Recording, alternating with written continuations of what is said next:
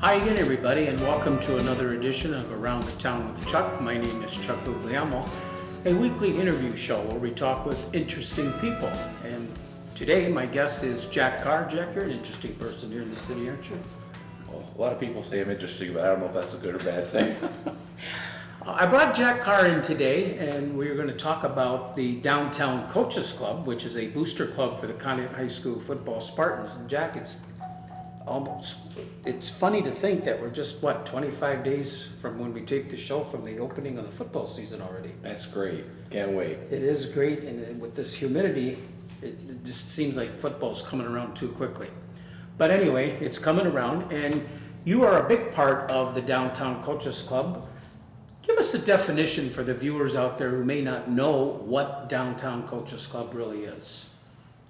Well, the Downtown Coaches Club is an organization that assists the football team. It's very similar to the bench club for the basketball team and the mat club for the wrestling team. We try to give the players as much support as we possibly can. We've done a lot of different things at different times. I think the role of the club has changed over the course of the years, from its inception to what it is now, but I think it's an integral part of Conneaut sports. Mm-hmm. Now, the Downtown Coaches Club, correct me if I'm wrong, I believe that developed in the 60s? It started in the 60s, but I'm not quite sure who the founders, the original members were. I know Leo Mucci had a big part in it. My father-in-law, Dave Siders, had a big part in it. And I know I'm going to leave people out, but it did start back then, and it was kind of like the traditional kind of thing where the coach would come in and they show game film of the previous game and talk about what went right, what went wrong, and they would support in different ways. I think they've at times bought rain gear for the football team. They bought weights for the football team.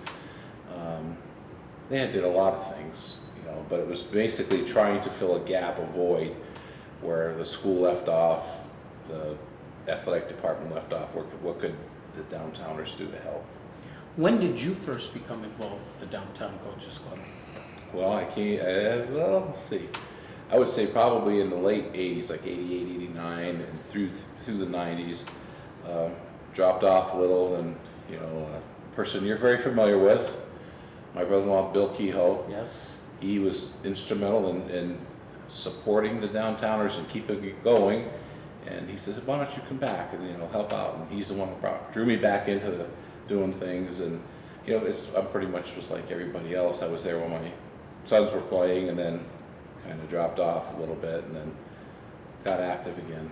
I enjoy it. You mentioned Bill Kehoe, and we're going to talk about him a little bit later in this interview, because he is really responsible for these programs. When he was on that Downtown Coaches Club, he's done a great job, and we're going to get into this program a little bit. Currently, how many members are on the Downtown Coaches Club?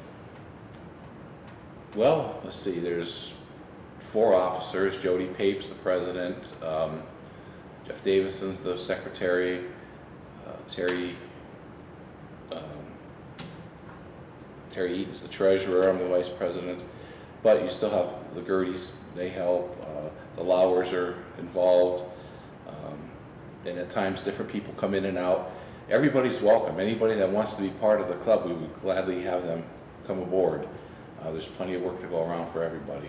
Whether they have a student on the team or not, if the interest is there, like you said, you would gladly accept them. Oh, absolutely, yes. What are the roles and responsibilities of all those people that you've mentioned? Well, I think, the biggest two, well, obviously, Jody's very important. She keeps things organized, keeps things on track, and the treasurer's accountable for all the money. Terry just recently took it over. Previously, it was Carrie Gerties, who did a fantastic job. We are a 501c nonprofit organization, which means that anybody that would donate anything to us that would be tax deductible. And he was instrumental in getting us that status. The the secretary, so we know what we have talked about, what we discussed, what we voted on, keeps the minutes, keeps, if there's a question about something, he can look back, this is what we did, this is what we said. So those are very important people, when you're a group, you kind of lose track of it, there's responsibilities. And that if you don't take care of your responsibilities, you can be in trouble. Being a nonprofit, at any time you can be, where'd your money go? Who's got it? And I don't think there's ever been a question at any time, at any level, at any era of the downtowners of question of how the money was spent, who got it. We all went to the right places and did the right things with it. Is this an organization that runs just the 10 weeks of the football season, or is it an all-year thing? Well, during the 10 weeks of the football season, we meet every week. And then we meet every week for 3 weeks after the football season to kind of like go over what has happened, what did we do right, what can we do better. And then it's like maybe once a month meetings until we start into like where we have to start our fundraising and things like that, where the meetings kind of ramp up. But we meet year round. It's just how much do we meet? We meet a lot during the football season, and not so much afterwards. Speaking of fundraising, the Downtown Coaches Club has those fundraisers, as Jack was saying, and one of those fundraisers in the past, I think you still currently have it, is the reverse raffle. That's correct. And that's usually in August? It's going to be in September this year. I'm not quite sure the exact date, but it'll be in September. And it's the last fundraiser of the year that we have, and it's one of our most important ones. Usually a sold-out event? Usually it's sold out. That's, and especially the last few years, there's a lot of interest back in football in Conneaut. And so it's a good event. I mean, it's not just spending your money, it's a good socialization period for everybody. And and that's usually held at the American Legion? It's at the American Legion. It'll be, usually we try to schedule it on a week where it's not a home game. We'll have an away game so that there's not, JV game and other responsibilities by parents or anybody. For those of you who have never been to a reverse raffle, they're really a lot of fun. They have a chance to win a lot of money too. It's also a lot of work. Tell us everything that has to be put into that. And it's just put on by the Downtown Coaches. Right. Well, the most important thing is selling all the tickets. If you don't sell the tickets, then, you won't be as successful as you want to be. Are those just sold by the members? Generally speaking, yes, because it's easier to keep track, of where they are and who has them. But I'm sure if you ask somebody in the community, a donor, for example, like Mr. Orlando or somebody, he can tell you, where to get one. Selling the tickets is important, and then, there's a preparation that, when the reverse raffle's over, we schedule the hall for the following year. As soon as we know what the schedule is for the football team. We have to get baskets and donations for the silent auction. There's the sideboards, I don't know if you're familiar with that, but the sideboards, they go right along with the main drawing. You have to sell those. It's getting the hall ready for the day of the event, taking everything down after the event's over, making sure, who's the caterer, what are they having. So there's a lot that goes into it, but it's divided up amongst everybody. Each person has a little piece to do, and they do it. And do you know how long you've been having the reverse raffle? Reverse raffles. Okay. I couldn't think of Well, I what I think was talking about. the reverse raffle, it started up again about 10 years ago. It kind of like everything else, it was popular back in the 80s and 90s, and it kind of like fell off, and then we brought it back again. It is, like I said, one of the main fundraisers that we do. Also something very popular, Jack, I know the Downtown Coaches Club sponsored team dinners for the players and coaches. I believe that's on the day before the football game. Day before. Well, we actually have sponsors for those dinners, and I think it's like $110 to sponsor a team dinner. The downtowners will put the dinner on, but usually whoever sponsors the dinner arranges the dinner.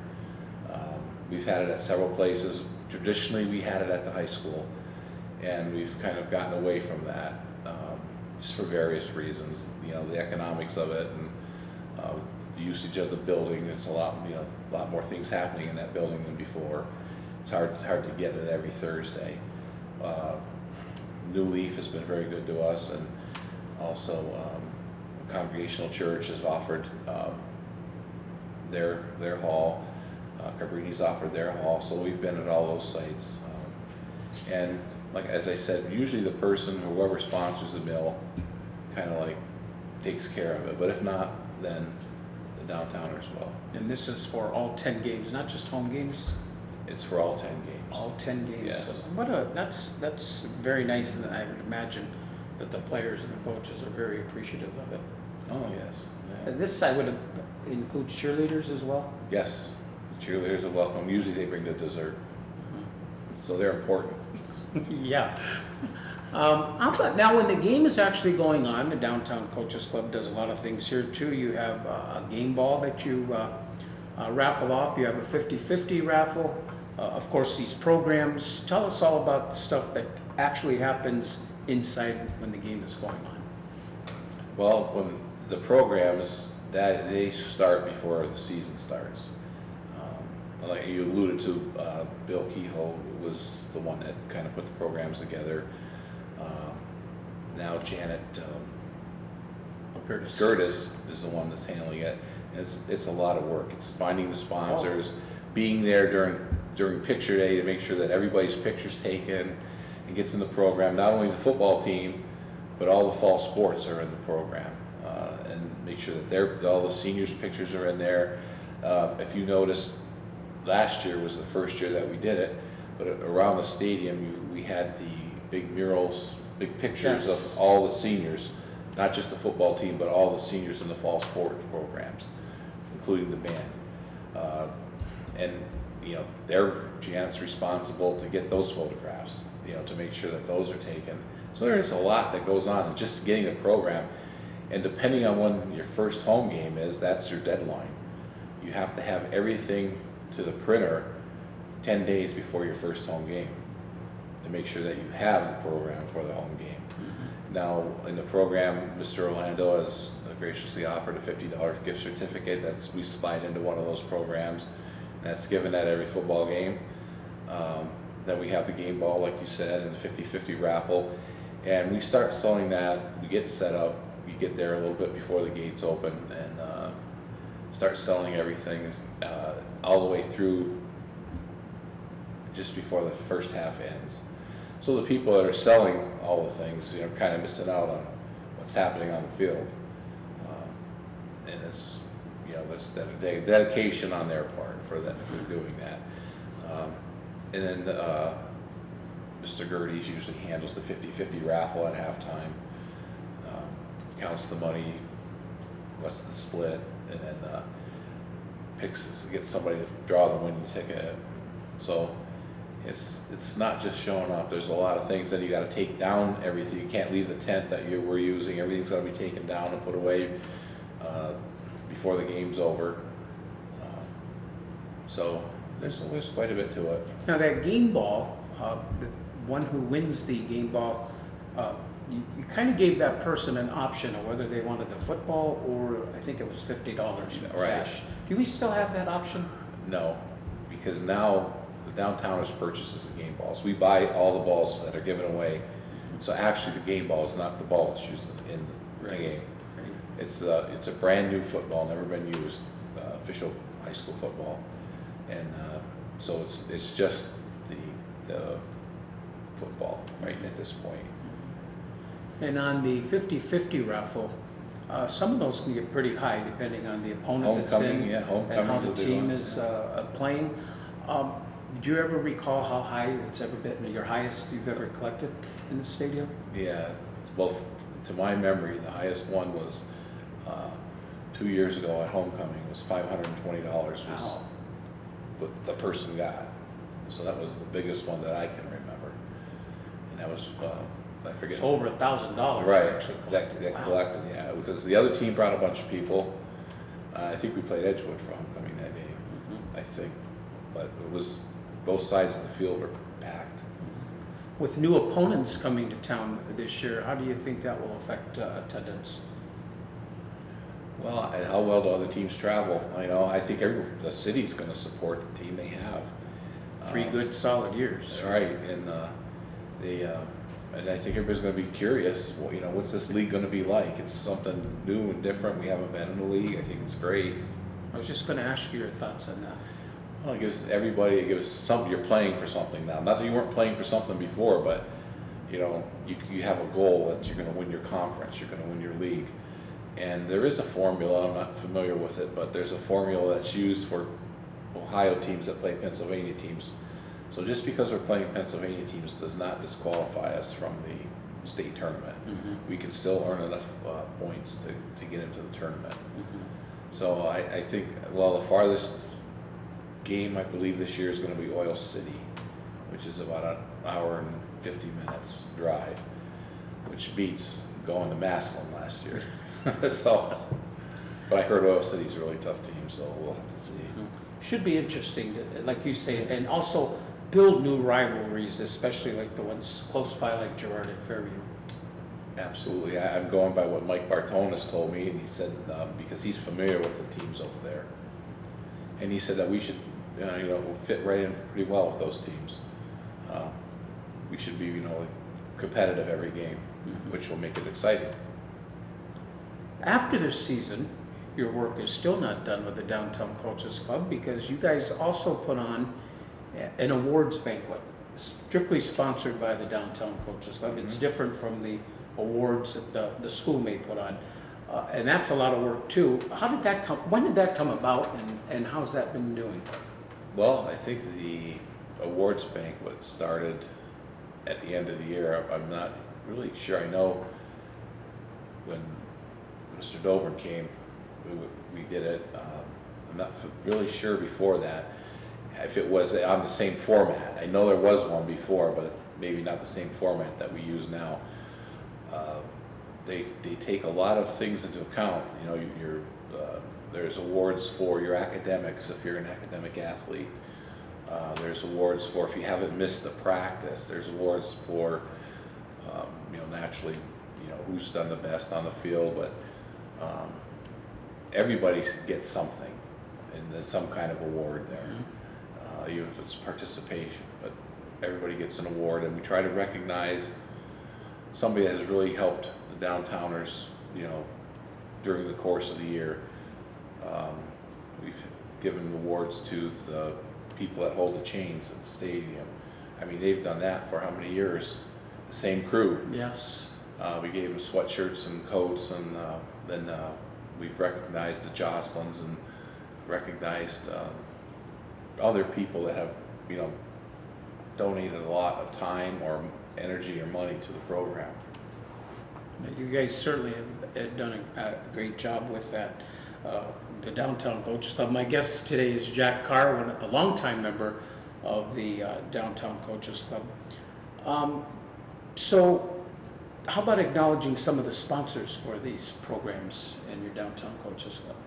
I know you have like gold sponsors, blue sponsors, white sponsors. I think that kind of started about 6 years ago. Jeff Calusi, have to mention Jeff. Great person, Everybody likes great Jeff. contributor to the Downtown Coaches Club.